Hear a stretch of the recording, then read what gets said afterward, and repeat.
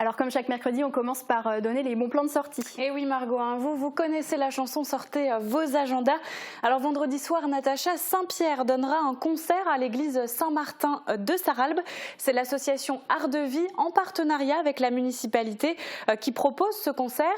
La première partie sera assurée par Vocal Avenue, la chorale de Hambach. C'est à 20h, tarif 30 € et vous pouvez acheter vos billets en point de vente dans les supermarchés, les offices de tourisme ou encore sur Internet. Samedi soir, du côté du Pays Beach, The Shades of Soul se produira sur la scène de l'espace René Cassin.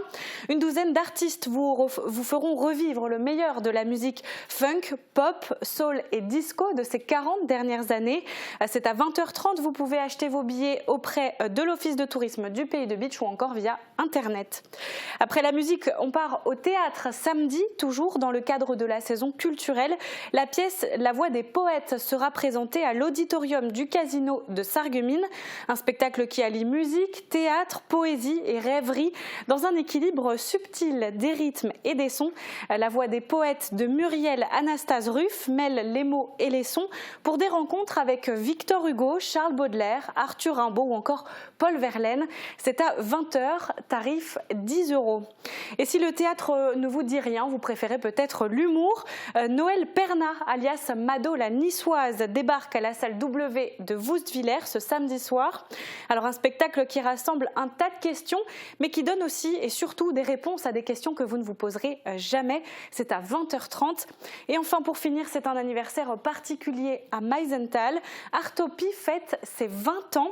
Alors pour marquer le coup, l'association propose un tas d'animations sur tout le week-end, mais c'est aussi et surtout le grand retour du premier Meisenthal. Au programme théâtre, concerts et expositions. Et en parlant d'exposition, vous pourrez découvrir une rétrospective photo qui retrace la vie d'Artopie ces 20 dernières années. Le programme est à découvrir sur leur site internet artopie-meisenthal.org. Voilà Margot. Eh ben, merci pour ces bons plans. Et maintenant, comme c'est la chronique culturelle, tu as décidé de nous parler de sorcellerie. Absolument. Ce week-end, c'est ce qu'on appelle la Hexennacht ou la nuit des sorcières en français. Et elle se déroule dans la nuit du 30 avril au 1er mai.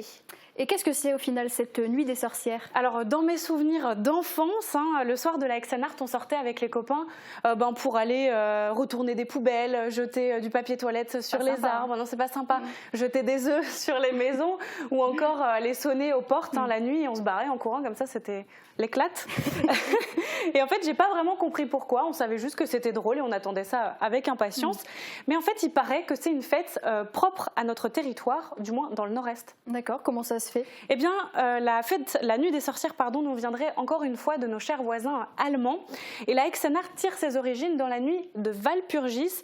Alors, c'est une fête païenne, en fait, qui est célébrée dans la nuit donc, du 30 avril au 1er mai, en l'honneur de la sainte Walburge. C'est une missionnaire anglaise du 8e siècle qui avait pour mission d'évangéliser les Germains du continent.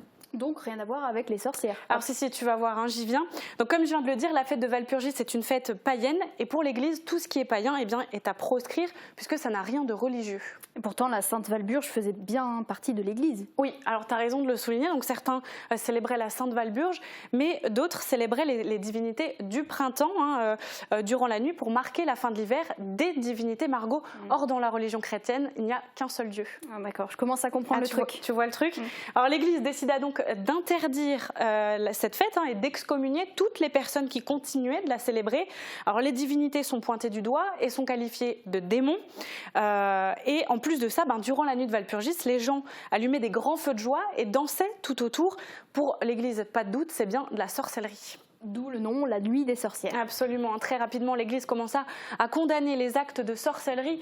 Et qui sont les sorcières, Margot ? Des femmes, généralement. Les femmes, évidemment, on prend encore extrêmement cher. Les femmes étaient accusées d'organiser des sabbats la nuit du 30 avril au 1er mai. Alors les sabbats, ce sont de grandes assemblées nocturnes où les sorcières se réunissaient durant lesquelles elles pratiquaient toutes sortes de rites païens, voire sataniques, selon les légendes, bien sûr. Et c'est donc de là que la nuit de Walpurgis a été renommée en nuit des sorcières. Tout à fait. Alors évidemment, ça s'inscrit dans le registre de la légende. Zéro preuve que les sorcières ont réellement existé, ni leur balai volant, ni leur rite satanique. Pourtant, de nombreuses femmes, enfants et hommes même ont été brûlés sur le bûcher pour sorcellerie. Ça c'est vrai, c'est pas une légende. Chez nous, plus qu'ailleurs d'ailleurs, la Moselle compte de nombreuses victimes. À Bitche notamment, des femmes ont été brûlées vives. Alors je me suis pas penchée plus que ça sur le sujet, ça fait déjà assez froid dans le dos, Margot. Oui, heureusement c'est passé, heureusement qu'aujourd'hui ça n'est plus comme ça. Avec Aix-en-Arthe, c'est complètement différent. Heureusement, comme tu le dis, aujourd'hui, ce sont les enfants qui jouent des tours aux habitants en allant mettre le bazar un peu partout dans la nuit. Et le lendemain matin, on accuse les sorcières, c'est pratique. Est-ce qu'on fait encore la Aix-en-Arthe de nos jours ? Alors moi personnellement non, je suis majeure et j'ai pas envie que quelqu'un porte plainte, mais normalement le soir de la Aix-en-Arthe, les jeunes font des farces gentilles, sauf que parfois certains abusent et il y a eu pas mal de dégradations. Donc la Aix-en-Arthe, certains l'ont un peu décliné, comme par exemple à Sarreguemines, vendredi après-midi dans le cadre du festival Mireille de Plate, vous pourrez assister à des scénettes écrites par les élèves du collège du Himmelsberg dans les rues du centre-ville. De 16h30 à 20h, c'est aussi l'occasion d'échanger et de partager vos souvenirs des Aix-en-Arthe passés. Donc il y a aussi un atelier de contes qui est au programme, ainsi qu'une animation musicale avec le groupe Quetschkechter, il y a de quoi faire. Sinon samedi du côté d'Ypelin, c'est une marche des sorcières qui est organisée par la société Omnisport. Départ 18h pour un parcours de 8 km. Tout au long du parcours, vous pourrez profiter d'animations et de collations avant la Grill Party, c'est un méga barbecue. Au menu, un potage des sorcières. Et attention, le parcours est payant, c'est 3 € par personne. Et enfin, je vous parlais la semaine dernière, le basket club de Hambar vous convie à une marche nocturne ce samedi soir. Cette marche vous réservera de nombreuses surprises et d'autres animations, et un repas est prévu sur place. Pour en profiter, il faut simplement vous inscrire auprès du club, tarif 10 €. Voilà en tout cas un programme chargé pour cette Aix-en-Arthe édition 2022. Effectivement, preuve que cette fête prend encore une large place dans la culture locale. Absolument. Merci beaucoup Maurane, et on espère que chez vous, il n'y aura pas trop de dégâts ce week-end. En tout cas, surveillez les alentours de votre maison.